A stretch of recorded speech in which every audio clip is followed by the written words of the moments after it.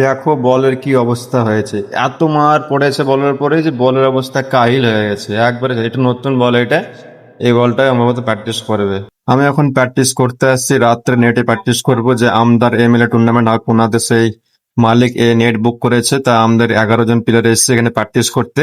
যে team honour সে বুক করেছে দেখে তাই আমার প্র্যাকটিস করতে চলো আমার ব্যাটিং প্র্যাকটিসটা করে নিই আগে। প্রথমত আমি ব্যাটিং প্র্যাকটিস করছিলাম, এই দেখো ব্যাটিং প্র্যাকটিস করছি, বলাররা বল করছে আমি প্র্যাকটিস করছি।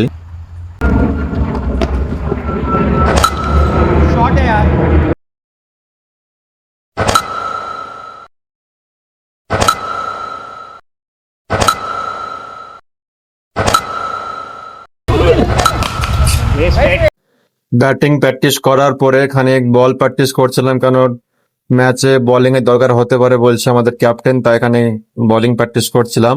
আর এটা হচ্ছে গ্রাউন্ড, এখানে ফিল্ডিং ক্যাচ শেখার জন্য এই গ্রাউন্ডটা।